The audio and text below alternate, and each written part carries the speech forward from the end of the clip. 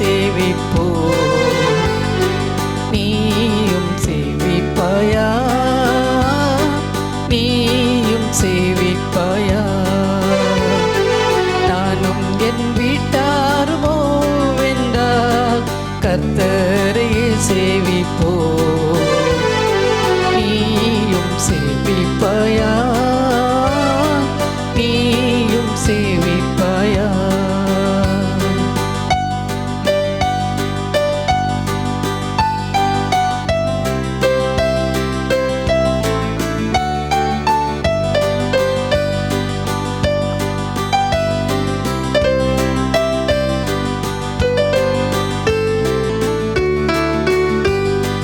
கர்த்தரையே சேவிப்பது ஆகாததென்று கண்டால், கர்த்தரையே சேவிப்பது ஆகாததென்று கண்டால், யாரை நீ சேவிப்பாய் என்பதை என்றே தீர்மானம் செய்வார். யாரை நீ சேவிப்பாய் என்பதை என்றே தீர்மானம் செய்வார். நானும் என் வீட்டாருமோ வென்றால் கர்த்தரையே சேவிப்போ. நீயும் சேவிப்பாயா, நீயும் சேவிப்பாயா.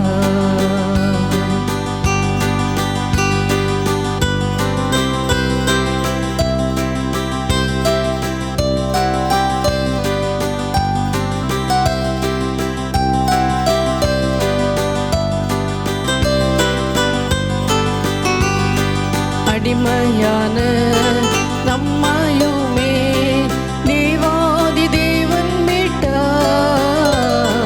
அடிமையான நம்மையுமே தேவாதி தேவன் மீட்டார். மாபெரும் அடையாளங்கள் செய்திட்ட கர்த்தரை சேவிப்பாயா. மாபெரும் அடையாளங்கள் செய்திட்ட கர்த்தரை சேவிப்பாயா. நானும் என் வீட்டாருமோ வென்றால் கர்த்தரையே சேவிப்போ. நீயும் சேவிப்பாயா, நீயும் சேவிப்பாயா.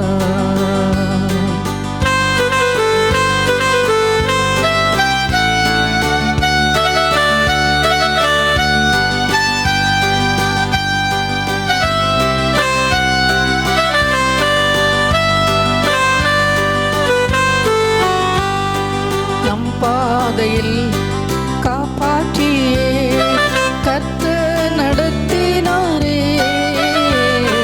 நம் பாதையில் காப்பாற்றியே கர்த்தர் நடத்தினாரே. கர்த்தர் தந்த ஆசீர்வாதம் கண்டு நன்றியா ஜீவிப்பாயா. கர்த்தர் தந்த ஆசீர்வாதம் கண்டு நன்றியா ஜீவிப்பாயா. நானும் என் வீட்டாருமோ வென்றால் கர்த்தரையே சேவிப்போ. நீயும் சேவிப்பாயா, நீயும் சேவிப்பாயா.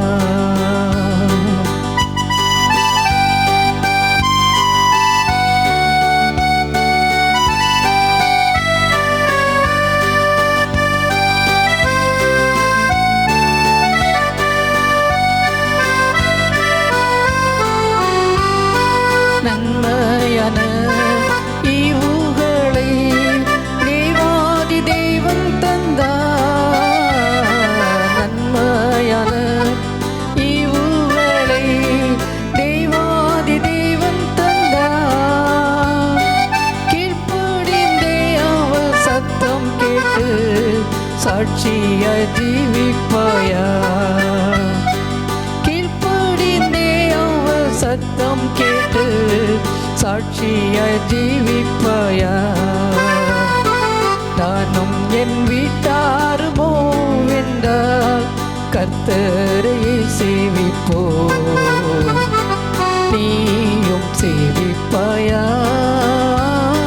நீயும் சேவிப்பாயா. எங்கள் அன்பின் தகப்பனே, உம்மை துதிக்கிறேன், உம்மை சோஸ்தரிக்கிறேன் சுவாமி. திரும்பவும் இந்த மூலமாக இந்த செய்தியை கொடுப்பதற்கு அடிமை மேல் பாராட்டின உங்கள் மேலான தயவுக்காக உமக்கு நன்றி. இந்த நாளிலேயும் ஆண்டவரே அடிமை கொடுக்க போகிற செய்திக்காக சமத்துணைக்கு பார்க்கிறேன். என்னை மறைத்து வெளிப்படும். நீர் பேசும் உடைய வார்த்தையாக இருக்கட்டும், நாங்கள் கேட்கிறோம். 1 30 60 100 பலனுடைய கிருபை செய்யும். முற்றுமுடிய பொறுப்படுத்திக்கொள்ளும். துதிகன மையம் எல்லாம் ஒருவருக்கே செலுத்துகிறேன். இயேசு கிறிஸ்து நாமத்திலே ஜெபங்கள் நல்ல பிதாவே, ஆமேன். கர்த்தருடைய மகத்தான நாமத்திற்கு சோஸ்திரம் உண்டாவதாக. இந்த நாளுக்குரிய செய்தியின் தலைப்பு, அறிவார்ந்த வார்த்தைகள் பாலங்கள் கட்டுகின்றன, சூழலை அல்ல. Wise words build bridges not walls. இதற்கு ஆதாரமாக எடுத்துக்கொள்ளப்பட்ட வேத வசனம் 2 சாமுவேல் புஸ்தகம் 20வது அதிகாரம் 16வது வசனம். அப்பொழுது புத்தியுள்ள ஒரு ஸ்திரீ பட்டணத்திலிருந்து சத்தமிட்டு, கேளுங்கள் கேளுங்கள், நான் யோவாபோடே பேச வேண்டும், அவரை இங்கே கிட்ட வர சொல்லுங்கள் என்றாள். இது பரிசுவேதாமத்திலே வரக்கூடிய ஒரு சம்பவம். ஆனால் அதிகமாக இதை யாருமே எடுக்க மாட்டார்கள். நமக்கு தெரிந்த ஸ்டோரி எல்லாமே தாவீதை பற்றி, கோலியாத் விஷயங்கள், இன்னும் தானியலை பற்றி, இப்படி நிறைய விஷயங்களை பேசுவோம். ஆனால் பரிசுவேதாமத்திலே புத்தியுள்ள ஸ்திரீகள் அநேகமாக அவர்கள் பேர் இல்லாமல் அவர்கள் புத்தியாக ஞானமாக நடந்து கொள்ள அநேக ஸ்திரீகளை நாம் பார்க்க முடியும். இந்த 20வது 2 சாமுவேல் புஸ்தகம் 20வது அதிகாரத்தில் வரக்கூடிய ஒரு பெண்ணை பற்றி தான் நாளை நாம் சிந்திக்க போகிறோம். அவளுடைய திறமை பற்றி, வாயினாலே, அவள் ஞானத்தினாலே இன்னொரு பெரிய ஒரு காரியத்தை செய்தாள் என்பதை நாளை நாம் பார்க்க போகிறோம். தாவீது ராஜா அவருடைய தன்னுடைய மகனான அப்சலோமுக்கு பயந்து அவர் போகிறார். வழியில் புறப்பட்டு போய்விட்டு அப்சலோம் இறந்து போனது தெரிந்தவுடனே அவரை அழைத்து வருகிறார்கள். எருசலேமுக்கு அழைத்து வரும்போது அங்கே யோர்தான் மட்டும் கடந்து வந்த பிறகு அங்கே கடந்து வர வழியிலே யார் யாரெல்லாம் இவர் இங்கே போகும்போது இவரை தூஷண வார்த்தையெல்லாம் சொல்லி பேசினார்களோ இவர்கள் எல்லோருக்கும் தெரிந்து விட்டது. இவர் ராஜாவை போகிறார். எனவே ராஜா வாய்விட்டால் நம்ம எல்லாம் நிச்சயமாக நான் பேசின பேச்சலுக்கெல்லாம் நமக்கு திரும்ப செய்வார், திரும்ப நமக்கு அதுக்கு எல்லோரும் பயந்தார்கள், ஏதாவது செய்து விடுவாரே என்று சொல்லி ராஜாவான பிறகு பயந்தார். ஆனால் தாவீதுக்கு அந்த குணம் கிடையாது. உடனே அவர்கள் யாரெல்லாம் அவரை தூஷித்து அவரை சாபம் போட்டு அனுப்பினார்கள் அவர்கள் எல்லாருமே அவர் மன்னிக்கிறார். மன்னித்தவர் வரும்போது இஸ்ரவேல் ஜனங்கள் யூத ஜனங்கள் இருக்கிறார்கள். இது இங்கே என்ன நடக்குதுன்னு சொன்னால், இந்த இஸ்ரவேல் ஜனங்களுக்கும் யூத ஜனங்களுக்கு இடையே ஒரு வாக்குவாதம் வருகிறது. யூத ஜனங்கள் இவர் அழைத்து கொண்டு வருகிறார்கள். இஸ்ரவேல் சொல்ல, நீங்கள் திருட்டளவாக இந்த யூத ஜனங்கள் உண்மை அழைத்து கொண்டு வருகிறார்கள், நாங்கள் தானே முதலில் உண்மை அழைத்து வர வேண்டும் என்று சொன்னவர்கள் சொல்லி அவருக்குள்ள சில காரியங்கள் வருகிறது.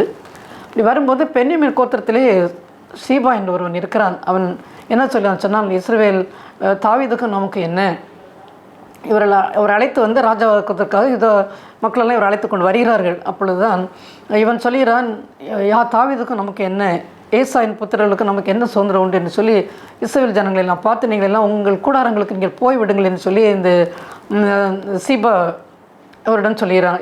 மக்களிடம் இவெல்லாம் போகிறார்கள்.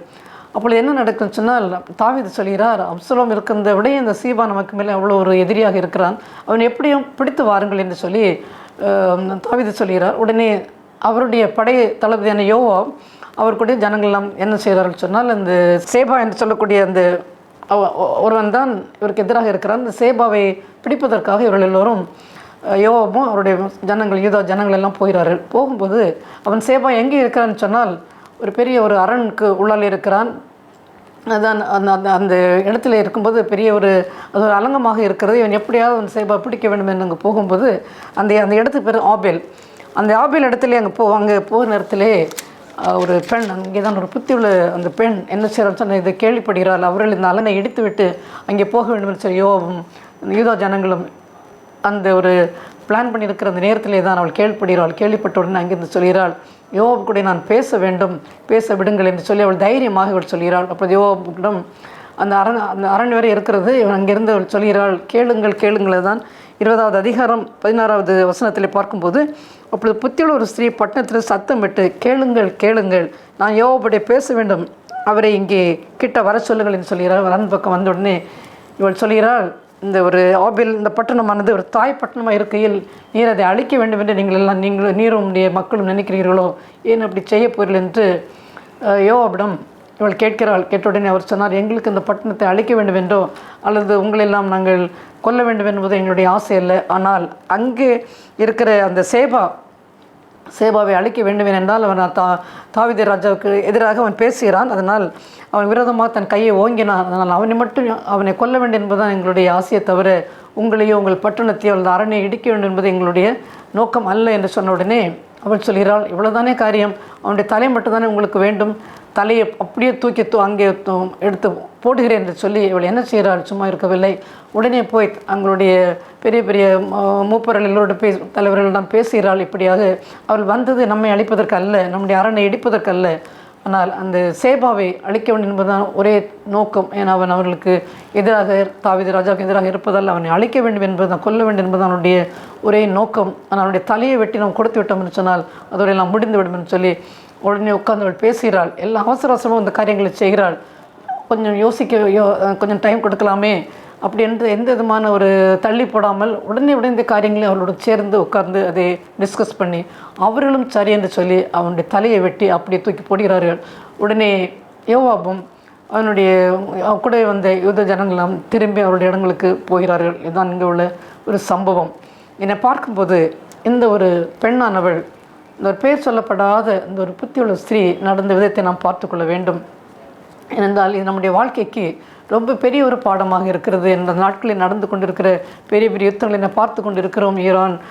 ஈரானுக்கும் இஸ்ரேலுக்கும் அமெரிக்கா உள்ளே வந்து இப்படியாக பல இன்னும் உக்ரைன், ரஷ்யா இப்படி போர் நடந்து கொண்டே இருக்கிறது நாடுகளுக்கு நாடுகளில். ஏன் இதில் எந்த தலைவர்களுடைய அவர் சமாதான முடிவுக்கு வந்தால் ஈஸியாக எல்லாம் முடிந்துவிடும். எத்தனையோ உயிர்கள் இன்னசென்டாக இருக்கக்கூடிய பல உயிர்கள் மாண்டு கொண்டு இருக்கிறத நாம் பார்க்கிறோம். ஆனால் இங்கே அவ்வளோ ஒரு பெரிய ஒரு பிளானோடி தான் யோவாபும் அவருடைய மக்களும் யூத மக்களும் இங்கே வந்தார்கள். அரணை இடித்து அங்கே போன நிச்சயமாக நிறைய மக்கள், சேபா மட்டுமல்ல அந்த இடத்துல உள்ள பல மக்களும் என்னென்னால் இவர்கள் போகும்போது நிச்சயமாக அவனுடைய மக்களும் இதற்கு ஏற்று வருவார்கள், போராடுவார்கள், சண்டை போடுவார்கள், பெரிதாக நடக்கும். எவ்வளோ இன்னசென்டான மக்கள் எல்லாம் சாகக்கூடிய ஒரு சூழ்நிலை வரும். அநேகமான உயிர்கள் அங்கே சாக வேண்டிய சூழ்நிலை வரும். ஆனால் அதை பார்த்தாள் உடனே அவள் என்ன சொல்கிறாள், கேளுங்கள் சொல்கிறாள். என்னை சத்தமாக சொல்கிறாள், கேளுங்கள். நான் கொஞ்சம் யோவாப் எனக்கு தெரியும், அவளுக்கு யோவாப் தான் எங்களோட தலைவன், அவருடைய லீடர்ஷிப்பில் தான் எல்லோரும் வருகிறார்கள் சொல்லி உடனே அவள் பேசுகிறாள். ஏன் இந்த ஒரு தாய் பட்டணமாக இருக்கக்கூடிய இந்த இடத்தை அழிக்க வேண்டும் என்று சொல்லி நிர்மலமாக்க பார்க்கிறீரோ, நீர் கர்த்தருடைய சுதந்திரத்தை விழுங்க வேண்டியது என்ன என்று சொல்லி அவ்வளோ ஒரு தைரியமாக யோவாபுடன் அவள் பேசுவாள். இவர் ஒரு பெரிய ஒரு ராஜாத்தி கிடையாது, அல்லது பெரிய ஒரு மிலிட்ரி லீடரோ கிடையாது, பெரிய படைத்தளபதியோ எதுவுமே கிடையாது, அவளுக்கு எந்த பொசிஷனும் கிடையாது, அவளை பற்றி எதுவுமே சொல்லவில்லை. ஒரு புத்தியுள்ள ஸ்திரீ, அந்த ஒரே புத்தியுள்ள ஒரு ஸ்திரீ பட்டணத்திலிருந்து சத்தமிட்டு அவளை பற்றி இன்ட்ரடியூஸ் பண்ணப்பட்டிருக்கிறதே தவிர அவளை பற்றி எந்த விதமான பெரிய ஒரு அவளுக்குரிய டிகிரி சோவர் எதுவுமே அவளுக்கு எந்த பெரிய ஸ்தானம் என்று எதுவுமே சொல்லப்படவில்லை என்று பார்க்கும்போது அந்த இடத்திலே தன்னுடைய ஜனங்களுக்காக அவள் ஞானமாக அங்கு செயல்படுவதை நாம் பார்க்கிறோம். வேறு எது ஆயுதங்களை வைத்தோ எந்த விதமான காரியங்களை வைத்தோ இதை அவள் அந்த ஸ்மூத்தாக ஒரு முடிவுக்கு கொண்டு வரவில்லை. ஆனால் தன்னுடைய சொந்த அந்த புத்தியாக நடந்து கொண்டால் நமக்கு பல நேரங்களில் குடும்பங்களில் பெரிய பெரிய பிரச்சனைகள்லாம் அவர் திடீரென்று என்ன நடக்கும் அடுத்த நிமிடத்தில் என்று கூட நமக்கு தெரியாது. அந்த மாதிரி சூழ்நிலையெல்லாம் குடும்பத்துக்குள்ளே வரும். வேலை பார்க்கின்ற இடங்கள் எங்கேனாலுமே நாட்டு இதெல்லாம் வரத்தான் செய்யும். இந்த நேரங்களிலே நாம் ஒரு சமாதானமாக இதற்கு இடையிலே ஒரு அது சண்டையிடுவர்களுக்கு நமக்கு இடையே ஒரு பாலத்தை சமாதானமாக பேசி ஒரு பாலத்தை கட்டணுமே தவிர ஒரு தடுப்புச்சொலை கற்ற மக்களாக நாம் இருக்கக்கூடாது. இதை இங்கே பார்க்கிறோம். அவள் சும்மா இருக்கவில்லை. சொன்ன உடனே அந்த யோவாபும் இவளுடைய பேச்சை கேட்ட உடனே நல்ல ஞானமாக பேசுகிறாளே என்று சொல்லி அவரை கேட்கிறார்.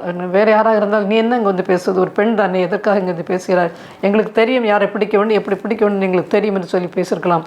ஒரு உடனே எங்களுக்கு உங்களெல்லாம் அந்த பட்டணத்தை அழிக்க வேண்டும் என்பது எங்களுடைய இடிக்க வேண்டும் என்பதோ எங்களுடைய நோக்கம் அல்ல. எங்களுக்கு வேண்டியது சேபாவை கொலை செய்ய வேண்டும், அவன் தாவீது ராஜாவுக்கு எதிராக இருக்கிறான், அவனை மட்டும்தான் சொன்ன உடனே அவளும் யோசிப்பது கூட டைம் கொடுக்கவில்லை. இதானே காரியம், உடனே செய்து விடலாம்னு சொல்லி அவள் சும்மா இருக்காதபடி ஊரில் போய் பெரியவர்களெல்லாம் சொல்லி இதுதான் விஷயம் என்று சொல்லி பார்த்தோம் என்றால் 21வது வசனத்திலே காரியம் அப்படி இல்லை. பிக்கிரின் குமாரனாகிய சேபா என்ற பேருள்ள எப்ராயிம் பருவத்தான இருக்கிற ஒரு மனுஷன் ராஜாவாகிய தாவீதுக்கு விரோதமாக தன் கையை ஓங்கினான், அவனை மாத்திரம் ஒப்பு கொடுங்கள் என்று சொன்ன உடனே அவள் அப்படியே அந்த தலைமதிலிருந்து முன்னெடுத்து போடப்பட்டு சொல்லிவிட்டு அவள் என்ன பண்ணினான்னு சொன்னால் அப்படியே எல்லாருடைய பட்டணத்தில் எல்லோரும் கலந்து பேசி இந்த ஒரு முடிவை எடுத்து அவன் தலையை வெட்டி அப்படி தூக்கி போடுன்னு பார்க்கும்போது இதற்கு இப்படிப்பட்ட ஒரு காரியங்களை செய்ய வேண்டும் என்று சொன்னால் அவள் ஒரு சாதாரணமாக செய்ய முடியாது. முதல்ல அந்த இடத்துல எப்படி நம்ம போவது என்ற ஒரு ஹெசிடேஷன் வரும், ஒரு தயக்கம் வரும். பெண்ணாக இருக்கிறோமே, நான் தனியாக எப்படி போகிறது, ஒரு என்னையே நான் இப்படி பேசும்போது என்னையே அவர்களுக்கு கொலை பண்ணிவிடக்கூடாது என்றெல்லாம் பயப்பட வேண்டியவரும். ஆனால் ஒரு துணிச்சலாக அவள் போகிறாள்னு பார்க்கும்போது எந்த இடத்துல நாம் துணிவாக சில முடிவுகளை எடுக்க வேண்டுமோ அதை நாம் எடுக்க வேண்டும். அநீதியான காரியங்களுக்காக நாம் எதிர்த்து நின்றால்தான் நீதி நாம் நிலைநாட்ட முடியும். நான் சேவாதான் அதற்கு எதிராக பண்ண மக்கள் ஒன்றுமே செய்யவில்லை அவருக்கு எதிராக அப்படின்னு பார்க்கும்போது அவன் ஒருவரை மட்டும் கொண்டு விட்டால் காரியம் சமாதானமாக முடியும் என்று அந்த ஒரு நோக்கத்தோடு அவள் போனாள். அவள் செய்த அந்த முடிவு, அவள் எடுத்த அந்த ஒரு பிளான் அது நிறைவேற என்று சொன்னால் அவளுடைய ஒரு நோக்கத்தை நாம் பார்க்கிறோம். இதுக்கு நமக்கு நல்ல ஒரு பாடம். இப்போ நம்முடைய இந்த சரித்திரத்தில் பார்த்தால் கூட அநேகமான பெண்கள் இப்படிப்பட்ட காரியங்களுக்கு துணிச்சலாக செயல்பட்டு நாம் பார்க்க முடியும். ஓரளவுக்கு எல்லோருக்குமே தெரிஞ்சிருக்கும், முத்துலட்சுமி ரெட்டி என்று சொல்லக்கூடிய ஒரு டாக்டர். இவர்கள் சிறு வயதிலிருந்து நன்றாக படித்து பெரிய ஆளாக வர வேண்டும் என்று சொல்லி ஒரு ஆசை. ஆனால் அவருடைய வீட்டிலே தாய் தகப்பனார் என்ன பண்ணான்னு சொன்னால் இவர்களை சிறு வயதிலே திருமணம் பண்ணி கொடுக்க வேண்டும் என்று சொல்லி அவர் நினைத்தார்கள். ஆனால் இவர்கள் அவர்களுக்கு தெரியாமலே சீக்கிரட்டாக ஆங்கிலத்தை நன்றாக கற்றார்கள். கல்லூரிக்கு அந்த மெட்ரிகுலேஷன் அந்த எக்ஸாம்லேயே இவர்கள் தான் முதல் ஸ்டேட் ஃபஸ்ட் எடுத்த பிறகு கல்லூரிக்கு சேர வேண்டும். ஆனால் கல்லூரி சேருவதற்கு அந்த நாட்டில் பெண்களுக்கு பெரிய ஒரு தடை. இப்பொழுது மன்னன் கல்லூரி என்று சொல்லி ஒரு கல்லூரியில் உள்ள தலைவர், நீ ஒரு பெண்ணாக இருக்கும்போது எப்படி அட்மிஷன் கொடுக்க முடியும் என்று சொல்லிவிட்டார். ஆனால் அவர்கள் சும்மா இருக்கவில்லை, தைரியமாக எங்கே போகிறேன்னு சொன்னால் மன்னரிடமே, புதுக்கோட்டை மன்னரிடம் போய் சொன்னார்கள், இப்படி நான் ஸ்டேட் ஃபஸ்ட் எடுத்திருக்கிறேன் மெட்ரிகுலேஷன் எக்ஸாம்லே, எனக்கு இங்கே கல்லூரியில் இடம் கொடுக்க மாட்டேன்னு சொல்கிறார்கள், தலைவர் சொல்கிறார்னு சொன்ன உடனே அவர்களை பாராட்டி இவ்வளோ தூரம் ஒரு துணிச்சலாக ஒரு பெண் வந்து படித்து நல்ல மார்க் எடுத்து வந்திருக்கிறார்கள் சொல்லி அவருக்கு இடத்தை கொடுத்தது மட்டும், கல்லூரியில் இடத்தை கொடுத்தது மட்டும் இல்லை, அவர்களுக்கு படிப்பதற்கு வேண்டிய பண உதவியும் அவர் செய்து கொடுத்தார். அவர்கள் கல்லூரியில் படித்தார்கள். பிறகு மெடிக்கல் காலேஜில் படித்து முதல் பெண் மருத்துவராக அவர்கள் அதிலேயும் ஸ்டேட் ஃபஸ்ட் எடுத்து அவர்கள் பாஸ் பண்ணினார்கள்.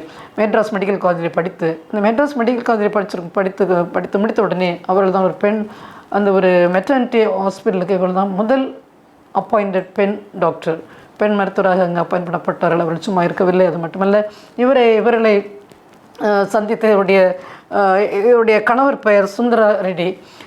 இவரை சந்திக்கிறார்கள். டாக்டர் முத்துலட்சுமியை சந்திக்கும்போது இவரும் முதல் FRCS பட்டம் பெற்ற இந்தியன் அவர். இவர்களை பார்த்த உடனே பிடித்து விட்டது. உடனே அவர்கள் திருமணம் செய்வதற்கு ஒரு கண்டிஷன் போட்டார்கள். எல்லாம் சரிதான், ஆனால் சமூக சேவையெல்லாம் ஈடுபடும் போது நீர் எந்த விதமான இன்டர்ஃபரன்ஸ் பண்ணவே கூடாது, அப்படி என்றால் நான் திருமணம் பண்ணி கொடுக்கிறேன், சமூக தொண்டை நான் செய்யும்போது எந்த விதமான தடையும் சொல்லக்கூடாது என்று சொல்லி அந்த ஒரு கண்டிஷனில் அவர்கள் திருமணமானது. 2 குழந்தைகளும் அவருக்கு உண்டு.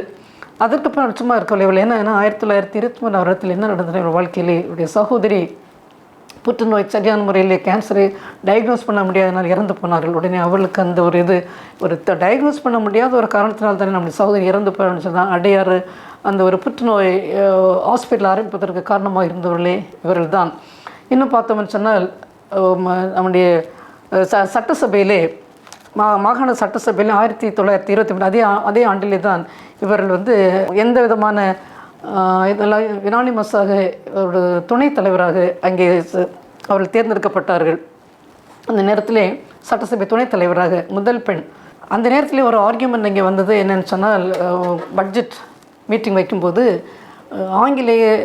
ஆங்கில அலோபதி மெடிசனை ப்ராக்டிஸ் பண்ணினா அதே நமக்கு நாட்டில் ப்ராக்டிஸ் பண்ணால் அநேகமாக நிதி தேவைப்படுகிறது. ஆனால் இன்னும் ஆயுர்வேத ட்ரீட்மெண்ட்டை நான் ஃபாலோ பண்ணணும்னு சொன்னால் அதுக்கு இந்த அளவுக்கு நிதி தேவையில்லை என்று சொல்லி அங்கே ஒரு டாக் வந்தது. ஆனால் இவர் துணிகரமாக எழுப்பி நின்று கேட்ட காரியம், ஒரு அப்பண்டிசைட்டிஸ் நடந்தால் அந்த ஆப்ரேஷன் யுனானியன் டாக்டராகவோ டாக்டர்னாலேயோ அல்லது அந்த ஒரு ஆயுர்வேத டாக்டரில் செய்ய முடியுமா, அனஸ்தீசியாவை கொடுக்காம அவர்களால் செய்ய முடியுமா, இன்னும் கூட அப்படி ஒரு சவாலாக இருக்கக்கூடிய ஒரு ப்ரெக்னன்சி டெலிவரி டைம்லேயே இவர்கள் இன்ஸ்ட்ருமெண்டெல்லாம் போட்டு அல்லது ஒரு ஆப்ரேஷன் பண்ணிடக்கூடிய ஒரு காரியத்தை யுனானி டாக்டரோ அல்லது ஆயுர்வேதிக் டாக்டர் பண்ண முடியுமா? நிச்சயமாக பண்ண முடியாது. எனவே அதையும் ப்ராக்டிஸ் பண்ண வேண்டும்.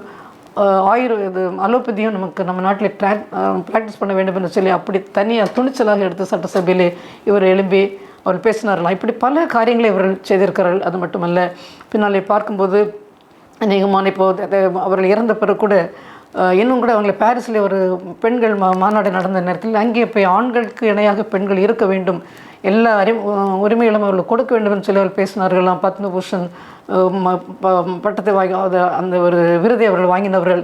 எதற்காக இவர்களை பற்றி நான் சொல்கிறேன்னு சொன்னால், ஒரு துணிச்சலாக எல்லா காரியங்களும் ஸ்கூலுக்கே அனுப்பக்கூடாது, காலேஜுக்கு அனுப்பக்கூடாது என்ற நிலைமையிலே பெற்றோர் இருந்தார்கள். ஆனால் அது இல்லாமல் அதை பொருட்படுத்தவில்லை. பெற்றோர் கீழ்ப்படிய வேண்டியதான். ஆனால் நியாயமான முறையிலே பெற்றோர் அட்வைஸ் பண்ணால் நாம் கீழ்ப்படிய வேண்டும். இது நம்முடைய எதிர்காலத்தை தடுக்கக்கூடிய அளவில் பேசினாலும் நாம் நிச்சயமாக நமக்கு அது தகுதி இருக்கும்போது, அந்த ஞானம், இந்த இன்டெலிஜென்ஸாக இருக்கும்போது அவர்கள் தடுப்பதற்கு நாம் ஓகேன்னு சொல்லவே கூடாது. அவர்கள் வந்தார்கள். இப்பொழுது பார்த்தோம்னு சொன்னால், இந்த நாட்களில் பெண்களுக்கு பிரெக்னெண்டாக இருக்கக்கூடிய நம்ம தமிழ்நாட்டில் பெண்களுக்கு எம்ஆர் எம்பிஎஸ் என்றக்கூடிய அந்த ஒரு scheme, Muthulakshmi Reddy maternity benefit scheme என்று சொல்லக்கூடிய ஒரு ஸ்கீம் வைத்து அந்த பிலோ பாவர்ட்டி லைனில் இருக்கக்கூடிய எல்லா பெண்களுக்கும் ஒரு தொகை, டெலிவரிக்கு முன்பதாக ப்ரெக்னெண்ட்டாக இருக்கும்போது செக்கப், அதுக்கு பிறகு ப்ரெக்னன்சி டைம், அப்புறம் டெலிவரி டைமாக 3 பிரித்து அவர்களுக்கு ஒரு இப்பொழுது 18,000 ரூபா கிட்ட அவர்களுக்கு கொடுப்பதற்குரிய ஒரு ஸ்கீம் இருக்கிறது. இன்னும் கூட இளம் தாய்மார்களுக்கு இப்படி பல அநேகமான பெண்களுக்கு வேண்டிய காரியங்கள் எல்லாம் இவர்கள் செய்திருக்கிறாள். நான் பார்த்தோம்னு சொன்னால், இவர்களோட துணிச்சலாக இருந்த ஒரு காரணத்தினால்தான் ஆண்களே எழும்பி பேச முடியாத நேரத்திலே அந்த சட்டசபையில் இவர்கள் எழும்பி நின்று அந்த ஒரு உறுப்பினராக இருக்கிறதற்கு தடையெல்லாம் வந்தது. ஆனால் அவர்கள் சில காரியங்களுக்கு நாம் வாதாட வேண்டும் என்று சொன்னால் பாலிடிக்ஸ்லையும் இருக்க வேண்டும் என்ற ஒரு இதோடு மருத்துவராக இருந்த போதும் சட்டசபை உறுப்பினர், அதிலும் துணைத் தலைவராக அவர் இருந்தார்கள் சொன்னால் நாம் பார்க்க வேண்டும். பெண்களாகிய நமக்கு சில காரியங்கள் எப்பொழுது நமக்கு சில ஆப்பர்ச்சுனிட்டிஸ் கிடைக்கிறதோ அல்லது அநீதியான காரியங்கள் நடக்கிறதோ நீதிக்காக நாம் போராட வேண்டும் என்பதற்கு இவர் ஒரு உதாரணமாக இருக்கிறார்கள். இந்த ஒரு ஆபிலில் உள்ள அந்த புத்தியுள்ள ஸ்திரீ எப்படி ஒரு துணிச்சலாக அந்த பட்டணத்தில் வேறு யாருக்குமே இந்த ஒரு துணி வரவில்லை ஆண்களுக்கு. ஆனால் அவள் சொல்கிறாள், கேளுங்கள், நான் சொல்லுவதை யோவாவிடம் என்னை விடுங்கள், நான் பேசுகிறேன் என்று சொல்லி அந்த தலையை வேண்டுமென்றால் தலையை வெட்டி அப்படி அங்கிருந்து அரணுக்கு அந்த பக்கத்தில் இருந்து ஆபிலிருந்து வெளியே தூக்கி எறிந்தால் சொன்னால் அதற்கு ஒரு துணிச்சல் வேண்டும். அது மட்டுமல்ல, என்னை லீடர்ஷிப் என்று சொல்லும்போது அது வெறும் பதவியும் பட்டத்தை வைத்து கொண்டு இருப்பதல்ல, அதுக்குடைய என்ன செய்கையில் தான் அது இருக்கிறதே தவிர நாம் வைத்துக்கிற பெரிய பதவியில் அல்ல. அந்த பதவியில் இருந்தாலும் என்ன செய்கிறோம் என்பதுதான் பெரிய ஒரு காரியம். பெண்கள் வேதாந்தத்தில் பார்க்கும்போது அநேக இடங்களிலும் கூட நாம் பார்க்கலாம். அநேக பெண்கள் புத்தியுள்ள ஸ்ரீ என்று பல சம்பவங்கள் வேதாந்தத்தில் பார்க்க முடியும். ஆனால் இது படித்துக்கொண்டு இருப்பது மட்டுமல்ல, நமக்கு தருணங்கள் கிடைக்கும்போது, இப்படி வாய்ப்புகள் கிடைக்கும்போது நாம் முன்னின்று பேசணும் என்று சொன்னால் அநேகமான காரியங்களை சமுதாயத்தை ரொம்ப தாழ்ந்த நிலையில் இருக்கக்கூடிய அல்லது நீதிக்கு போராட முடியாத மக்களுக்காக நாம் போராடி அவளுக்கு ஒரு அநீதிக்கு எதிராக நாம் போராடணும் சொன்னால் அநேகமான காரியங்களை நாம் சமுதாயத்திலே நாம் செய்ய முடியும். இந்த தினத்திலே ஜூலை 1ஆம் தேதி டாக்டர்ஸ் தினமாக நாம் இந்திய தேசம் முழுவதும் கொண்டாடுகிறோம். அதிலே இந்த நாளிலேயும் கூட பெண்களை பற்றி பேச முடியும் எனக்கு ஒரு ஆசை. பரிசுத்தவேதாகமத்திலிருந்து யாத்ரா புஸ்தகத்திலே பார்க்கிற 1ஆம் அதிகாரத்திலே பார்க்கும்போது அங்கே இஸ்ரவேல் ஜனங்கள் பலியை பெறுகிறார்கள். அது அந்த எகிப்து ராஜாவுக்கு பிடிக்கவில்லை. இப்படி போய்கொண்டிருந்தால் நமக்கு எதிர்காலத்தில் பிரச்சனை வருமே என்று சொல்லி அவர்களை எப்படியாவது அந்த நம்பரை அழிக்க வேண்டும், அந்த அவர்களை இன்க்ரீஸ் பண்ண விடாதபடி, அவர்களை பலியை பெருக விடாதபடி அது தடுக்க வேண்டும் என்பதற்காக அவர் சட்டத்தை போட்டார். பிறக்கிற எல்லா ஆண் குழந்தைகளையும் மருத்துவச்சிகள், சிப்பிரா பூவாள் என்று சொல்லக்கூடிய 2 மருத்துவச்சிகளை நாம் இங்கே படிக்கிறோம். இங்கே ஏத்ராம் புஸ்தகத்திலே இவர்கள் டெலிவரிக்கு போயிருந்தவர்கள் மருத்துவச்சிகள். இவரிடம் என்ன ராஜா சொன்னார்னு சொன்னால், நீங்கள் டெலிவரிக்கு போகும்போது, பிரசவம் பார்க்க போகும்போது அந்த இஸ்ரவேல் அவர்களிலே ஆண் பிள்ளையாக இருந்தால் கொன்று போடுங்கள், பெண் பிள்ளை என்றால் நீங்கள் விட்டு விடுங்கள் என்று சொல்லி அவர் சட்டத்தை போட்டார். ஆனால் இவர்களோ கர்த்தருக்கு பயந்த ஒரு காரணத்தினால், தேவனுக்கு பயந்த ஒரு காரணத்தினால் அப்படி செய்யவில்லை, அப்படி விட்டு விட்டார்கள். அதுக்கு ராஜாவுக்கு தெரிகிறது எப்படி இந்த குழந்தைகள் எல்லாம் தப்பி பிறந்த ஆண் பிள்ளைகளாம் பிறந்து விடுகிறது என்று சொன்ன உடனே அழைத்து கேட்ட உடனே அவர்கள் சொன்னார்கள், இவர்கள் நம்முடைய அவள் ஏப்திய பெண்களைப் போல அல்ல, எபிரேய பெண்கள் ரொம்ப ஸ்ட்ராங்காக இருப்பார்கள். நாங்கள் போவதற்கு முன்பதாகவே அவர்களுக்கு டெலிவரி ஆகிவிடுகிறது. எனவே அது எங்களுக்கு தெரியாது, இந்த ஆண் பிள்ளைகள் தப்பிப்போன ஆண் பிள்ளைகள் நாங்கள் போன டெலிவரி கிடையாதுன்னு சொல்லி அப்படியே கடவுளுக்கு பயந்து அந்த பொய்யை சொன்னார்கள். ஆண்டவர் இவர்களுக்கு பயந்ததால் இவர்களுக்கு மட்டுமல்ல இவர்கள் குடும்பத்தையும் கர்த்தர் ஆசீர்வதித்தார் என்று சொல்லி நான் பரிசுத்தவேதாகமத்தில் நாம் படிக்கிறோம். இதை பார்க்கும்போது என்னென்றால் அநேக பெண்கள் ப்ரெக்னென்ட் ஆகிவிட்டு 2 மந்த்ஸ் அந்த மாதிரி 3 மந்த்ஸ் ஆன உடனே குழந்தை வேண்டாம் என்று சொல்லி கிறிஸ்தவ பெண்கள் அநேகமான பெண்கள் இதுக்கு வேண்டாம் டாக்டர்னு சொல்லி அழிப்பதற்காக அந்த அபார்ஷன் பண்ணுவதற்காக வருவார்கள். தவறான ஒரு காரியம். டெஸ்ட் பாசிட்டிவ் என்று பார்த்தாலே, நான் இத்தனை ஆண்டுகளுடைய சர்வீஸிலே இதை நான் செய்ததே கிடையாது. ஒரு முறை கூட ஒரு பெண், அவர்களுக்கு ஏற்கனவே ஒரு குழந்தை உண்டு, இந்த 2வது குழந்தை ப்ரெக்னென்ட் தெரியாது. அவருடைய கணவர் ஒரு எலக்ட்ரிஷியன் மேலே எலக்ட்ரிக்கல் ஒர்க் ஏதோ பண்ணி கொண்டு இருக்கும்போது ஷாக் அடித்து அவர் இந்த ஷார்ட் சர்க்கியூட்டில் இறந்து போனார். எலக்ட்ரிக் ஷாக்கில் இறந்து போனார். அந்த பெண் வீட்டில் கூட இருந்து வந்து கேட்டார்கள், இந்த ப்ரெக்னென்ட் தெரியாதுமா, அவங்க இப்போ ப்ரெக்னென்ட் கண்டுபிடித்தோம் இறந்த கொஞ்சம் நாட்களிலே. அதனால் இதை அழிக்க வேண்டும் என்று சொல்லி நான் சொன்னேன். நீ வேறு டாக்டர்ஸ்லாம் அதுக்கு மாத்திரையை கொடுப்பார், நான் செய்வதில்லை என்று சொன்னேன். இதுக்காக நான் சொல்லிடுன்னு சொன்னால் அது ஒரு அது ஒரு உயிர் போல தான். நாம் அதை ஏன் அப்படி செய்ய வேண்டியதற்கு என்ன எத்தனையோ வழிகள் இருக்கிறது. குழந்தையை வேண்டாம் என தடுப்பதற்காக அநேக காரியங்கள் இருக்கிறது, அதை செய்து கொள்ளலாம். ஆனால் அப்படியே ஒரு பிரெக்னென்ட் ஆகிவிட்டால் அந்த குழந்தையை நம்ம கண்டினியூ பண்ணி டெலிவரி அதை குழந்தையை பார்ப்பது, குழந்தையை அதை அழிக்காமல் அதை கண்டினியூ பண்ணுவது நல்லது. என்னோட எத்தனையோ பேர் திருமணமாகி குழந்தையை பாக்கியத்திற்காக ஏங்கிக் கொண்டு இருக்கிறார்கள்.